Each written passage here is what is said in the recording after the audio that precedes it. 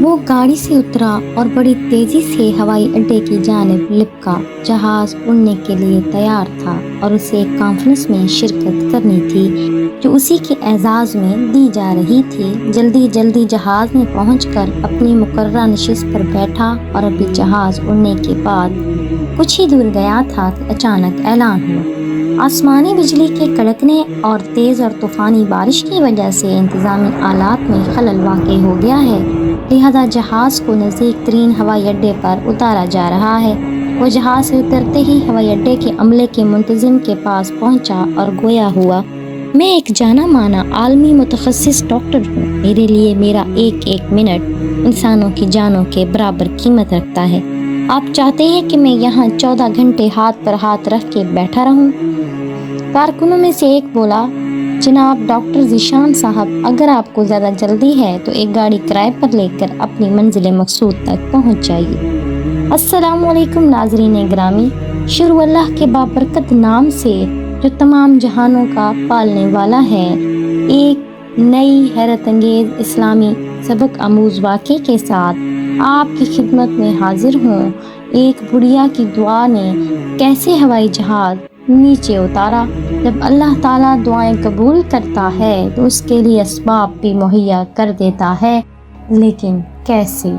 ناظرین گرامی، واقعے کی تفصیل کے لیے ویڈیو کو مکمل دیکھیے گا اور یقیناً اس واقعے کو دیکھنے کے بعد آپ کے قوت ایمانی میں اضافہ ضرور ہوگا۔ ایک شخص نے انہیں مشورہ دیا کہ یہاں سے گاڑی میں وہ مقام 3 گھنٹے سے زیادہ دور نہیں۔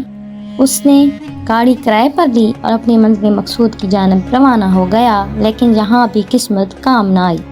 موسلادھار بارش اور جھکڑ آڑے آئی اور وہ سفر جاری نہ رکھ سکا۔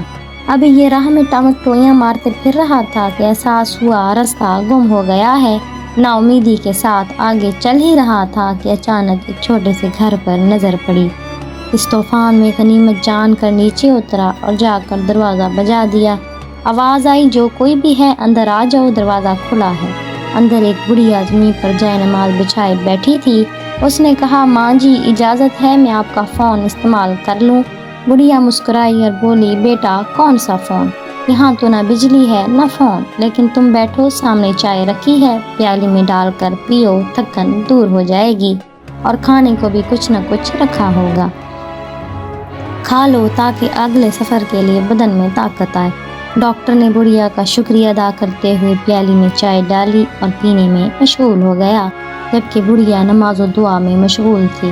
اچانک بجلی کوندی تو ان کی نظر پڑی اس بڑھیا کی جانماز کی بغل میں ایک بچہ کمبل میں لپٹا پڑا ہے، جسے وہ تھوڑی تھوڑی دیر بعد ہلاتی جا رہی ہے۔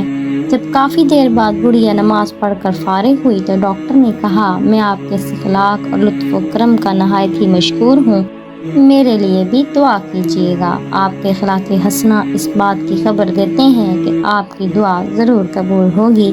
بڑھیا بولی، نہیں بیٹا، ایسی کوئی بات نہیں، تم راہگیر ہو، راہگیروں کے ساتھ حسن سلوک کا حکم اللہ نے دیا ہے، میں نے تمہارے لیے بھی دعا کی ہے، خدا کا شکر ہے اس نے میری ہر دعا سنی ہے، بس ایک دعا کی قبولیت میں شاید ابھی کچھ دیر ہو۔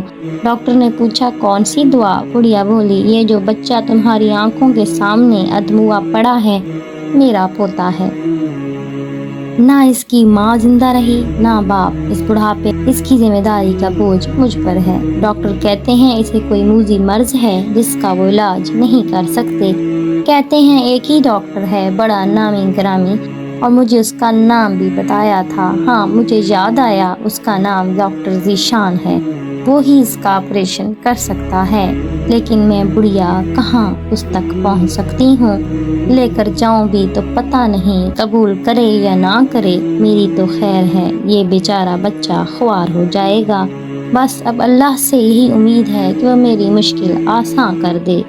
ڈاکٹر کی آنکھوں سے آنسو جاری ہو گئے۔ ناظرین گرامی، وہ بھرائی ہوئی آواز میں بولا، خدا کی قسم آپ کی دعا نے ہوائی جہاز کو نیچے اتار دیا، آسمان پر بجلیاں دعا دیں، مجھے رستہ بھلوا دیا تاکہ میں یہاں تک کھینچا چلاؤں۔ خدا کی قسم مجھے یقین نہیں آتا کہ خدا ایک دعا کو اس طرح قبول کر کے اپنے بندے کے لیے یوں اسباب فراہم کرتا ہے۔ मोहतरम नाजरीन, अल्लाह ताला बेहतरीन मुसब्बिबुल अस्बाब है, उससे कभी नाउमीद नहीं होना चाहिए, क्योंकि नाउमीदी कुफ्र है और कुफ्र की इस्लाम में कोई इजाज़त नहीं। हम अल्लाह से जो अपनी दुआएं करते हैं उनकी कबूलियत पर हमें यकीन होना चाहिए। अगर कुछ दुआएं कबूल ना भी हों तो हदीस शरीफ में आता है कि उनका अज्र ज़रूर मिलता है।